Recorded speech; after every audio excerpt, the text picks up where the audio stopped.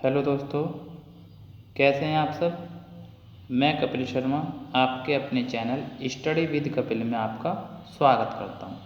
आज हम GK and GS का प्रैक्टिस सेट नंबर 4 लाए हैं। देखिए, इसमें पूरे 20 क्वेश्चन हैं। अंत में आप कमेंट बॉक्स में कमेंट ज़रूर किया कीजिए कि आपके कितने सही हैं। आप अपनी परीक्षा को आका कीजिए कि हमारे कितने सही गए हैं। ठीक है दोस्तों, तो प्रैक्टिस सेट को शुरू करते हैं। क्वेश्चन नंबर फर्स्ट देखते हैं। क्वेश्चन नंबर फर्स्ट कहता है हमारा, निम्नलिखित में से कौन सा स्वपोषित है। देखो, स्वपोषित का मतलब होता है जो स्वयं पोषण करता है। तो निम्नलिखित में से कौन सा स्वपोषित है। ऑप्शन ए तितली, ऑप्शन बी शैवाल, ऑप्शन सी मशरूम और ऑप्शन डी टिड्ढा। तो दोस्तों, इसका आंसर क्या होगा हमारा। इसका सही आंसर होगा हमारा ऑप्शन सी, मशरूम। ठीक है दोस्तों,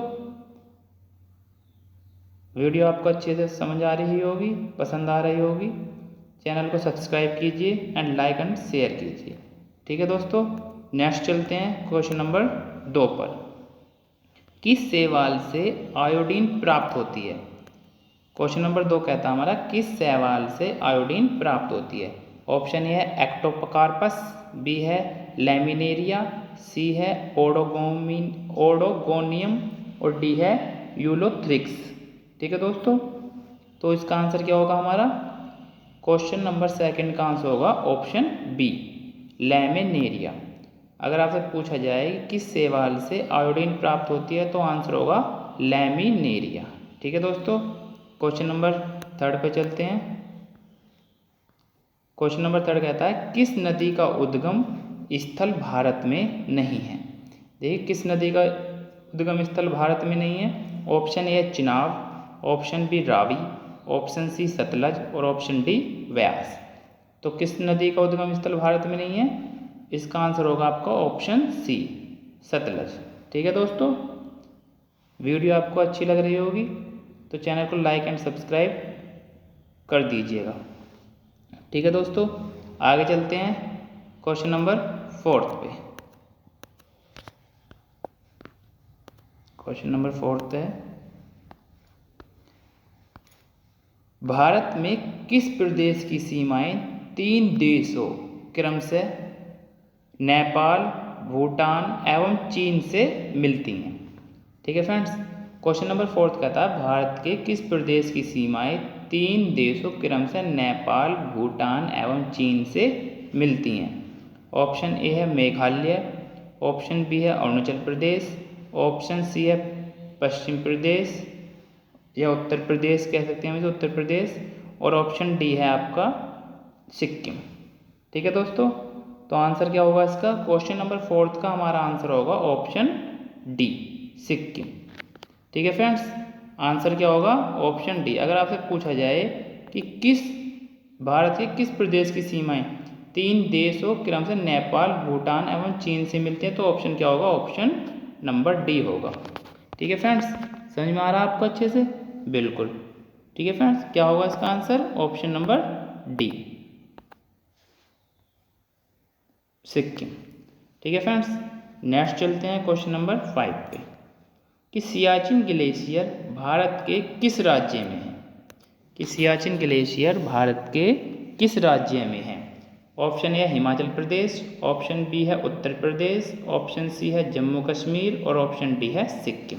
तो सियाचिन ग्लेशियर कहाँ है दोस्तों, तो ऑप्शन नंबर सी इसका आंसर हो जाएगा, जम्मू कश्मीर में है।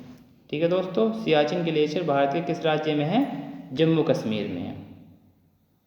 ठीक है फ्रेंड्स, आशा करता हूँ कि वीडियो आपको अच्छी लग रही होगी। नेक्स्ट चलते हैं क्वेश्चन नंबर 6 पे। कवकों की कोशिका भित्ति बनी होती है या किसकी बनी होती है। तो कवकों की जो कोशिका भित्ति होती है वो किसकी बनी होती है। ऑप्शन ए लिपिड्स की, ऑप्शन बी है सेल्यूलोज की, ऑप्शन सी है प्रोटीन की और ऑप्शन डी है काइटिन व हेमी सेल्यूलोज की। तो इसका आंसर क्या होगा दोस्तों, इसका आंसर होगा आपका ऑप्शन नंबर डी। तो क्वेश्चन नंबर 6 का आंसर क्या होगा, ऑप्शन डी, कि कवकों की जो कोशिका भित्ति है किसकी बनी होती है, काइटिन व हेमी सेल्यूलोज की बनी होती है। ठीक है दोस्तों, नेक्स्ट चलते हैं क्वेश्चन नंबर 7 पर। भारत रत्न प्राप्त करने वाली पहली महिला कौन थी? तो भारत रत्न प्राप्त करने वाली पहली महिला कौन थी दोस्तों? तो option A Indira Gandhi, option B है पी.के. गेसिया, ऑप्शन सी है बछेंद्री पाल और ऑप्शन डी है सुष्मिता सेन। तो आंसर क्या होगा दोस्तों? इसका आंसर होगा ऑप्शन ए इंदिरा गांधी होगा। अगर आपसे पूछा जाए कि भारत रत्न प्राप्त करने वाली पहली महिला कौन थी, तो आंसर क्या होगा दोस्तों? इंदिरा गांधी। ठीक है फ्रेंड्स, नेक्स्ट चलते हैं क्वेश्चन नंबर 8 पे। क्वेश्चन नंबर 8 कहता है कि स्थल का वह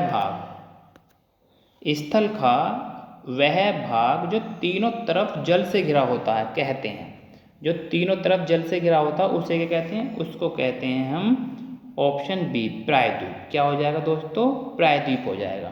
ठीक है, इसमें हमारा क्वेश्चन एक बदल के भी आता है कि स्थल का वह भाग जो, इसमें तीनों तरफ से पूछ रहा है, पूछ लेगा आपसे चारों तरफ से कि चारों तरफ से जो जल से घिरा होता है उसे क्या कहते हैं? उसको हम द्वीप कहते हैं। क्या कहते हैं दोस्तों? द्वीप। ठीक है फ्रेंड्स, अच्छे से समझ में आ रहा? दोनों क्वेश्चन को आप अच्छे से ध्यान रखेंगे। अगर आपसे पूछा गया है चारों तरफ जल से घिरा हुआ भाग उसे क्या कहते हैं? उसको हम द्वीप कहते हैं। और इसमें जो हमारा क्वेश्चन नंबर 8 में पूछा गया है कि स्थल का वह भाग जो तीनों तरफ जल से घिरा होता है, तो तीनों तरफ से जो घिरा होता है उसे हम प्रायद्वीप कहते हैं। ठीक है दोस्तों, अच्छे से वीडियो आपको समझ में आ रही होगी। एक एक क्वेश्चन आपको परीक्षा की दृष्टि से इम्पोर्टेंट है, अच्छे से राइट डाउन करते रहें और अच्छे से वीडियो को अंत तक देखते रहें। ठीक है दोस्तों, तो क्वेश्चन नंबर नेक्स्ट पे चलते हैं 9 पे।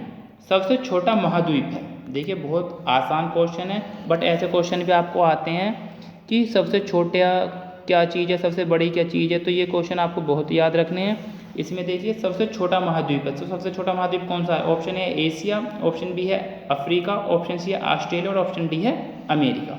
पहले हम करें इसकी बात, तो क्वेश्चन की बात की सबसे छोटा महाद्वीप, तो सबसे छोटा महाद्वीप कौन सा है? Option C Australia. ऑस्ट्रेलिया जो है सबसे छोटा महाद्वीप है। ठीक है दोस्तों, अगर हम बात करें इसके अपोजिट की कि सबसे बड़ा महाद्वीप कौन सा है, अगर हम बात करें सबसे बड़ा महाद्वीप, तो सबसे बड़ा महाद्वीप कौन सा हो जाएगा? एशिया महाद्वीप। ठीक है दोस्तों, कौन सा हो जाएगा? एशिया महाद्वीप। तो दोनों क्वेश्चनों को आप याद रखेंगे।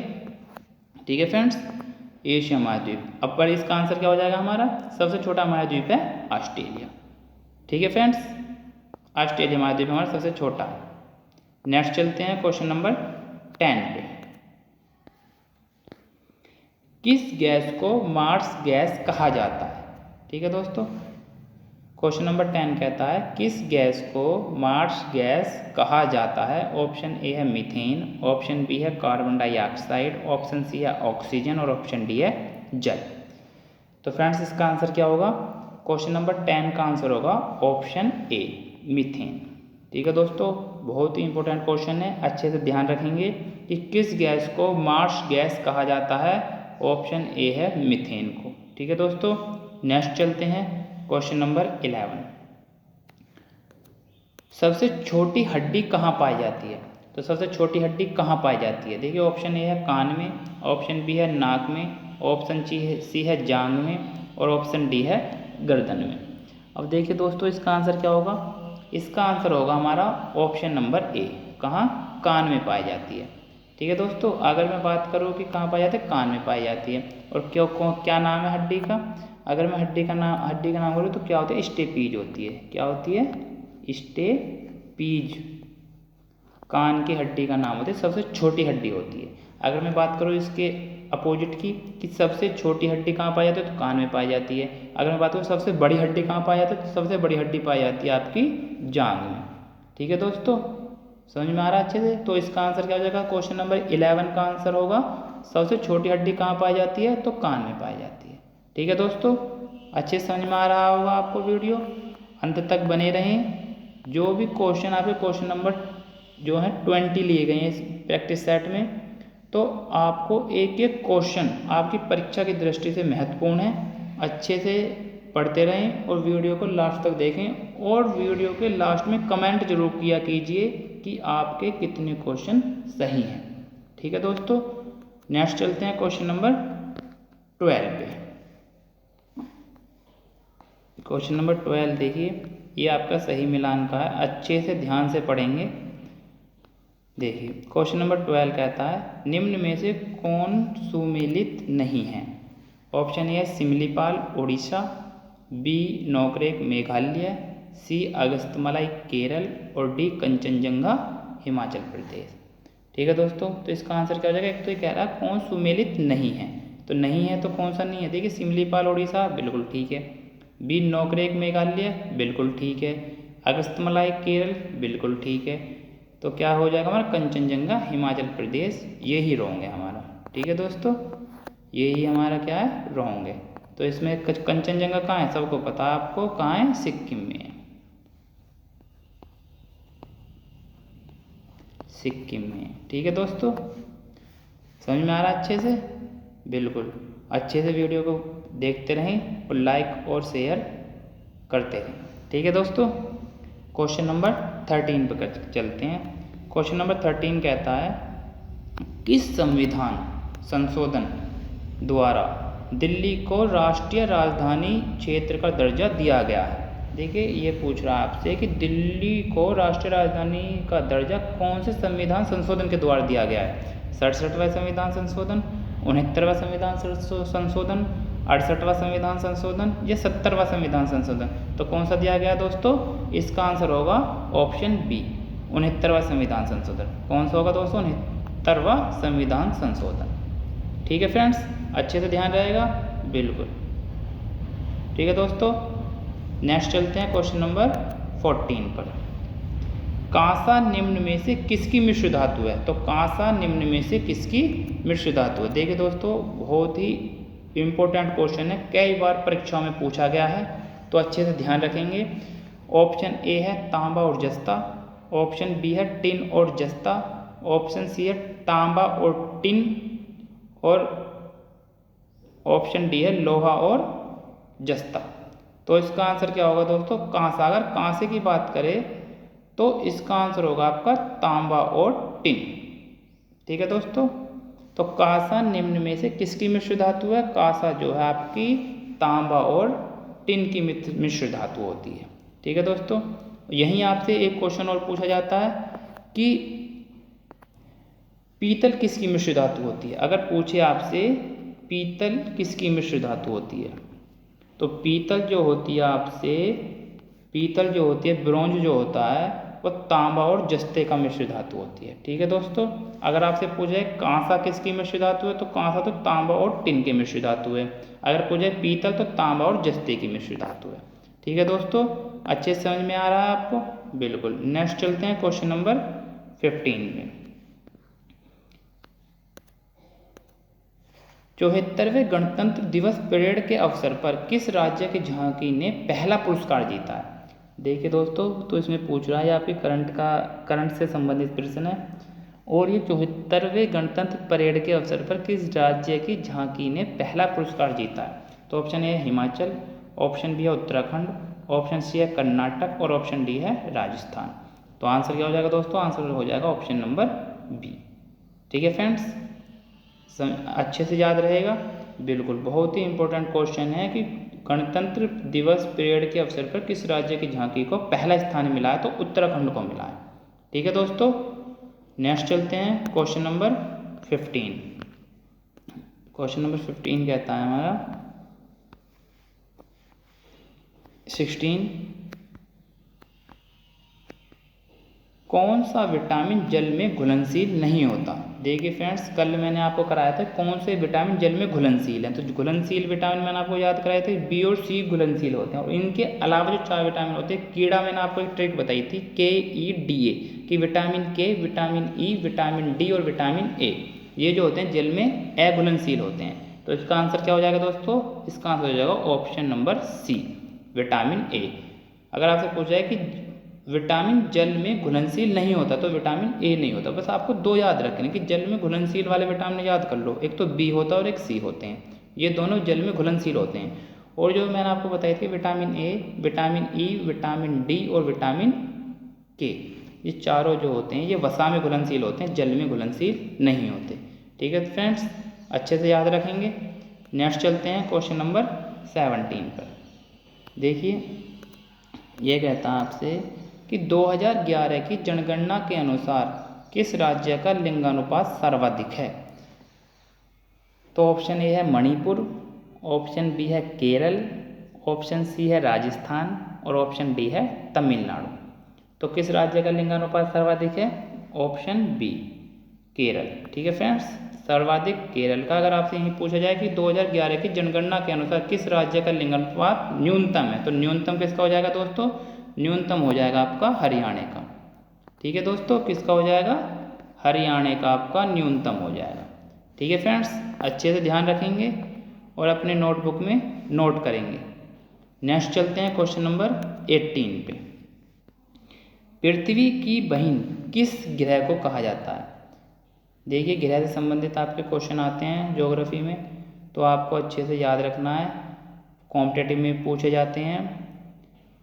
तो देखिए क्वेश्चन क्या कह रहा है आपसे 18, पृथ्वी की बहन किस ग्रह को कहा जाता है? तो ऑप्शन ए है मंगल, ऑप्शन बी है शुक्र, ऑप्शन सी है मंगल, ये 2 बार टाइप हो गया है, और ऑप्शन डी है बुध।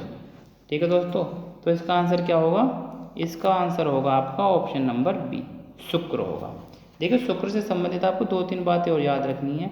ये आपसे अगर पूछे कि पृथ्वी की बहन किसे कहते हैं, तो शुक्र को कहते हैं। सांझ का तारा तो शुक्र कहलाएगा, भोर का तारा तो शुक्र कहलाता है, चमकीला ग्रह यही होता है, गर्म ग्रह भी यही होता है। सबसे गर्म ग्रह भी पूछा जाता है कि सबसे गर्म ग्रह, सबसे गर्म, तो कई प्रश्न बनते हैं इससे कि सबसे गर्म ग्रह कौन सा है, तो शुक्र है। पृथ्वी की बहन कौन सा ग्रह है, शुक्र कहलाता है। सांझ का तारा, भोर का तारा कौन से ग्रह कहते हैं, तो शुक्र को कहते हैं। ठीक है फ्रेंड्स, सारे प्रश्न आपको अच्छे से याद करने हैं और अपने नोटबुक में नोट करने हैं। नेक्स्ट चलते हैं क्वेश्चन नंबर 19 पर।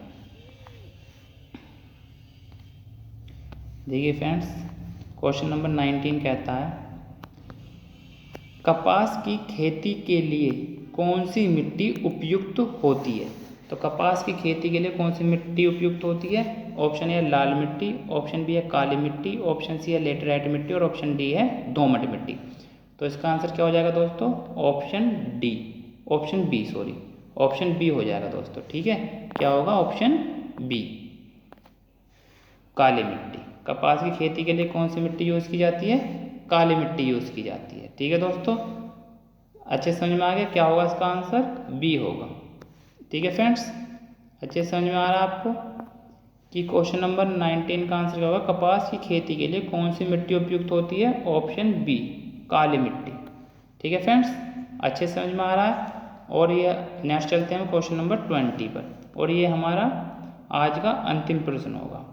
ठीक है दोस्तों, क्वेश्चन नंबर 20 कहता है किस मुगल सम्राट ने तंबाकू के प्रयोग पर रोक लगाया था?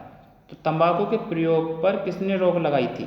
तो अकबर ने लगाया था, या बी बाबर ने लगाई थी, या सी जहांगीर ने लगाया था, डी शाहजहां ने लगाया था। तो किसने लगाया था दोस्तों? इसका आंसर क्या होगा? ऑप्शन नंबर सी हो जाएगा। ठीक है फ्रेंड्स, अच्छे समझ में आ रहा है आपको? ऑप्शन नंबर सी हो जाएगा। तो किस मुगल सम्राट ने तंबाकू के प्रयोग पर रोक लगाया था? तो आंसर क्या हो जाएगा? Option number C. ठीक है दोस्तों, आशा करता हूँ कि वीडियो आपको अच्छी लगी होगी। वीडियो को शेयर एंड सब्सक्राइब जरूर कीजिए और लास्ट में अपना स्कोर कमेंट बॉक्स में ज़रूर लिखिए। धन्यवाद दोस्तों।